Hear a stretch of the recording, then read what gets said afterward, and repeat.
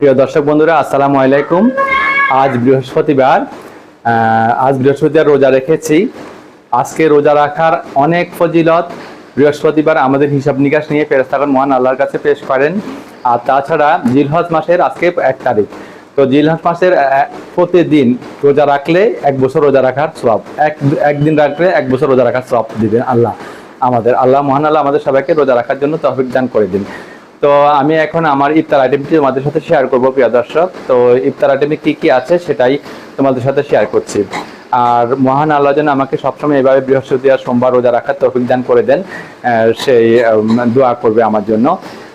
চলো, তোমাদের সাথে আর কথা না বাড়িয়ে আমি এখন শেয়ার করছি ইফতার। তবে আমি বলি, আরশ খুব অসুস্থ, আরশের জন্য তোমরা সবাই দোয়া করবে। কেননা আরশের একটু শ্বাসকষ্ট হচ্ছে। ডাক্তার কাছ থেকে নিয়ে গেছিলাম, আমি তোমাদের আপু আর আলাইনা গেছিলাম আরশকে নিয়ে। তো আরশকে ডাক্তার দেখিয়ে এসেছি, সেই জন্য ইফতারটা আজকে লেটে হচ্ছে। তো আয়মান যায় না আর কি। আয়মান যেতে চাইছিল কিন্তু ওকে নিয়ে নাই, কেননা বৃষ্টি হচ্ছে তোমরা জানো। তো আয়মান কোথায়? এই যে আয়মানের জন্য একটু মন খারাপও করেছে। মন খারাপ করে না, যে বাবুজা ভাইয়া অসুস্থ, তুমি দেখছো না? হ্যাঁ, ঠিক আছে। আমরা তো সত্যি ডাক্তার কাছে গেছি। তো ঠিক আছে, চলো আমি তোমাদেরকে ইফতারটা দেখাই। হ্যাঁ, ওকে, মন খারাপ করো না, ঠিক আছে? ওকে ওকে, ঠিক আছে। দেখো, আলানা গিয়েছে, যাওয়ার সময় যে আলু পুরি নিয়ে আসছে, আলু পুরিটা খাচ্ছে। কাউকে খেতে দেয় নাই, বলছে আমি খাবো। তো ও খাচ্ছে, কিন্তু ও তো সব খাবে না, নষ্ট করবে আর কি। হ্যাঁ, আলানার জন্য দোয়া করবে তোমরা। হ্যাঁ, চলো আমি তোমাদেরকে এই ইফতার আইটেমটা শেয়ার করছি। প্রিয় দর্শক, এই হলো আমার আজকে ইফতার আইটেম। তো ইফতার আইটেমে আমি প্রথমে খাবো যথারীতি apple cider vinegar with the মাদারের পানিটা খাবো। গুড প্রোবায়োটিক, উপকারী bacteria, apple cider vinegar with the mother খাবো। এরপরে আমি খাবো হচ্ছে turmeric tea, immune booster turmeric tea. কি কি উপকরণ আছে, কি কি উপাদান আছে সব ব্লগে বলছি আমি। আজকে এমনিতে দেরি হয়ে গেছে, সবকিছু বলছি না এখন। এরপর আমি খাবো চিয়া সিডসের ডিটক্স ওয়াটার, দেখতেই পাচ্ছ তোমরা। এটা খেলে কিন্তু হেলথ বেনিফিট, সুপারফিট চিয়া সিডসের ডিটক্স ওয়াটার, মানে ওজন কমে অনেক। এরপরে আমি ডিম খাবো, দেখতে পাচ্ছ তোমরা, ঘি ভাজা ডিম, বাফারিং হবে।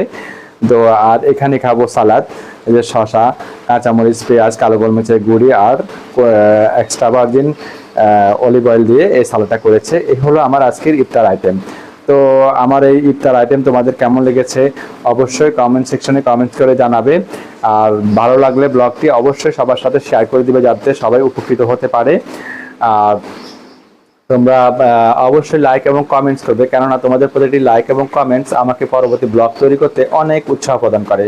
যারা ফেসবুকে দেখছো তারা ফেসবুকে আমার প্রোফাইলটিকে ফলো করে রাখবে। যারা ইউটিউব থেকে দেখছো তারা আমার ইউটিউব চ্যানেলটিকে অবশ্যই সাবস্ক্রাইব করে পাশে থাকা বেল বাটনে অল অপশনে ক্লিক করে, এতে করে নতুন নতুন ব্লগ তোমাদের সামনে পৌঁছে যাবে। সবাই ভালো থাকবে, সুস্থ থাকবে, আল্লাহ হাফেজ। প্রিয় দর্শক বন্ধুরা, মাগরিবের নামাজ পড়ে এসেছি। মাগরিবের নামাজ পড়ে কোরআন শরীফ পড়েছি, তারপর কবর জিয়ারত পাঠিয়েছি। এখন আমি ডিনারটা করব। তো ডিনারটা আমাদের এই ডায়েটে আমরা সবার আগে করে ফেলবো, দ্রুত করে ফেলবো। 8টার ভিতরে আমরা করে ফেলার চেষ্টা করবো ইনশাল্লাহ। চেষ্টা করবো মানে করে ফেলতে হবে, কেননা এই ডায়েটে লং টাইম ফাস্টিং করতে হয়। তো তোমরা অবশ্যই আগে করার চেষ্টা করবে। তো ডিনার মেনু এখন শেয়ার করব। আমার ফাস্টিং মেনু, ডিনার মেনু, ইফতার তোমাদের কেমন লাগছে অবশ্যই কমেন্টস করে জানাবে প্রিয় দর্শক বন্ধুরা। তো চলো আমি তোমাদের এখন ডিনার মেনুটা শেয়ার করছি। প্রিয় দর্শক বন্ধুরা, দেখতে পাচ্ছ এই হচ্ছে আমার ডিনার মেনু।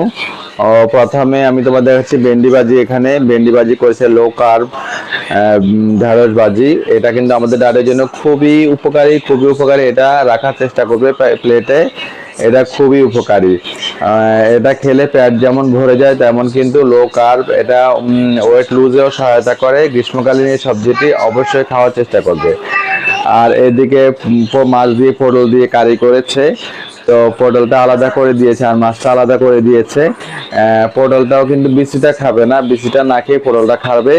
এটাতে অনেক পরিমাণে পানি আছে, তো এই পটলটা খাওয়া যাবে আমার ডায়েটে। আর এদিকে মাছ রয়েছে, রুই মাছ দেখতে পাচ্ছ, 1 পিস মাছ রয়েছে, মাছের কারি করেছে। মাছটা আমাদের শরীরের জন্য খুবই উপকারী, ওমেগা 3 থাকে মাছে।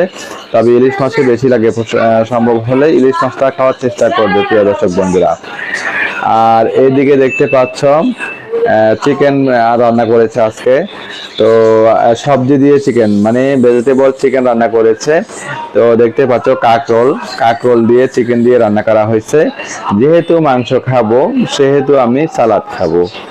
দেখতে পাচ্ছ ফাস্টিংও সালাদ খেয়েছি আর এখনো সালাদ খাবো, মাংস যেহেতু খাবো সালাদও খাবো। তো প্রিয় দর্শক বন্ধুরা, আমার এই হলো আজকের ডিনার মেনু। তো এই ডিনার মেনু তোমাদের কেমন লেগেছে অবশ্যই কমেন্ট সেকশনে কমেন্টস করে জানাবে। যাদের ভালো লাগবে তারা অবশ্যই ব্লগটি শেয়ার করে দিবে। আর যারা পেজ থেকে দেখছো তারা আমার প্রোফাইল থেকে দেখছো তারা আমার প্রোফাইল থেকে অবশ্যই ফলো করে রাখবে। আর যারা ইউটিউব থেকে দেখছো তারা আমার ইউটিউব চ্যানেলটিকে সাবস্ক্রাইব করে রাখবে। এতে করে নতুন নতুন ব্লগ আমি আপলোড দিলে নোটিফিকেশন সর্বপ্রথম তোমাদের কাছে পৌঁছে যাবে আর তোমরা সর্বপ্রথম আমার ব্লগগুলো দেখতে পাবে।